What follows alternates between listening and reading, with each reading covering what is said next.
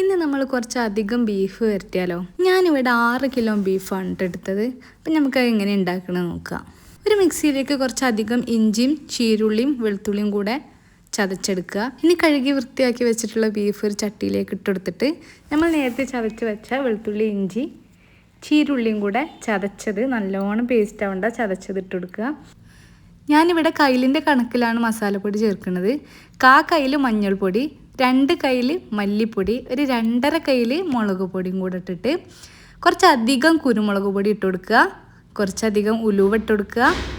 ലേശം പെരിഞ്ചീരകം കൂടെ ഇട്ടിട്ട് ബീഫിലേക്ക് ആവശ്യമായ ഉപ്പ് ഇട്ട് കൊടുക്കുക. ഇനി 2 കയ്യിൽ വെളിച്ചെണ്ണയാണ് ഒഴിച്ചു കൊടുക്കുന്നത്. വെളിച്ചെണ്ണ ഒഴിച്ചു കൊടുത്തിട്ട് കുറച്ചധികം കരിവേപ്പിൻ്റെ ഇല വാരി ഇട്ട് കൊടുക്കുക.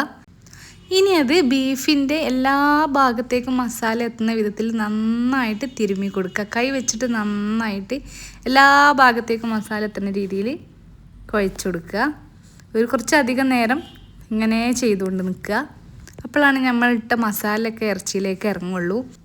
ഇനി അതിലേക്ക് കുറച്ച് വെള്ളം കൂടെ ഒഴിച്ചിട്ട് അത് അടുപ്പിൽ വെക്കുകയാണ്. ഞാൻ വിറകടുപ്പിലാണ് വേവിക്കുന്നത്. കുറച്ചധികം നേരം തിളച്ചോട്ടെ. കുറച്ച് സമയത്തിന് ശേഷം ഈ പരുവായിട്ടുണ്ട്. വെള്ളമൊക്കെ നല്ലോണം ഇറങ്ങി വന്നിട്ട് വേവ് പിടിച്ച് തുടങ്ങിയിട്ടുണ്ട്. ഇനി അടച്ച് വെച്ചിട്ട് കുറച്ച് സമയം കൂടെ വേവിക്കാനായിട്ട് വെക്കുക. ആ വെള്ളമൊക്കെ ഒന്ന് അതിൽ കാണുന്ന വെള്ളമൊക്കെ ഒന്ന് വറ്റി വരുന്ന വരെ നമ്മൾ തീ കത്തിച്ചുകൊണ്ടേ ഇരിക്കുക. അപ്പം അത്രയേ ഉള്ളൂ. നമ്മളെ ബീഫ് ഇവിടെ നന്നായിട്ട് വെന്തിട്ടുണ്ട്. ഇനി അത് വറവിട്ടിട്ട് സെർവ് ചെയ്യാം.